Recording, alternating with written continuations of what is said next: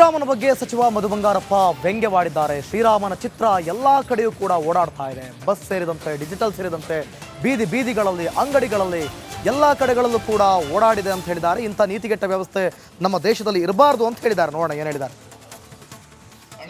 ನೀವು ನಂಬಲ್ಲ, ನನ್ನ ಇಲಾಖೆಗೆ ಬಂದ್ಮೇಲೆ, ಯಾಕಂದ್ರೆ ಇವತ್ತು ರಾಜಕಾರಣ ಎಲ್ಲಿವರೆಗೂ ಬಂದ್ಬಿಟ್ಟಿದೆ ಅಂದ್ರೆ ಧರ್ಮ, ಜಾತಿ, ಗೀತಿ ಎಲ್ಲ ಬೀದಿ. ರಾಮನಂತೂ ಈ ಬೀದಿಯಲ್ಲಿ ಬಂದ್ಬಿಟ್ಟು ಆ ಟ್ರ್ಯಾಕ್ಟ್ರು, ಆ ಬಸ್ಸು ಗಿಸ್ಸು ಎಲ್ಲ ಎಲ್ಲಿ ಬೇಕಲ್ಲ ಡಿಜಿಟಲ್ ಬ್ಯಾನರ್ ಮೇಲೆ ಓಡಾಡಿದ. ನಿಜವಾಗ್ಲೂ ಹೇಳ್ತೀನಿ, ಇಂಥ ನೀತಿಗೆಟ್ಟ ಒಂದು ಸಿಸ್ಟಮ್ ನಮ್ಮ ದೇಶದಲ್ಲಿ ಇರಬಾರ್ದು. ಯಾಕೆ ಇದನ್ನು ಹೇಳ್ತೀನಿ ಅಂತೀನಿ, ನಾನು ಭಾಳ ಧೈರ್ಯವಾಗಿ ಮಾತಾಡ್ತೀನಿ. ಒಂದು ರಾಮನ ಪೂಜೆ ಮಾಡಿ ರಾಜಕಾರಣಕ್ಕೂ ಒಂದು ಸ್ವಾರ್ಥಕ್ಕೆ ತಗೊಳ್ಬಾರದು. 32 ವರ್ಷದ ಹಿಂದೆ ಸನ್ಮಾನ್ಯ ಬಂಗಾರಪ್ಪಾಜಿಯವ್ರನ್ನ ನೀವು ನೆನೆಸ್ಕೊಳ್ಬೇಕಾಗುತ್ತೆ. ಆರಾಧನಾ ಅಂತ ಹೇಳಿ ಒಂದು ಕಾರ್ಯಕ್ರಮ ಮಾಡಿದರು. ಆರಾಧನಾ ಕಾರ್ಯಕ್ರಮಕ್ಕೆ ಶಾಸಕರು ಅಧ್ಯಕ್ಷ ಇವರು ಒಂದು ರಾಮ ಕಟ್ತಾರೆ. ಆದರೆ ಅವತ್ತು ನಿಮ್ಮೂರಲ್ಲೂ ಕೂಡ, ನಿಮ್ಮ ಹಳ್ಳಿಯಲ್ಲಿ ಹೋಗ್ರಿ, ಕೇರ್ಕೆರೆಯಲ್ಲಿ ದೇವಸ್ಥಾನಗಳಿದ್ದಾವೆ.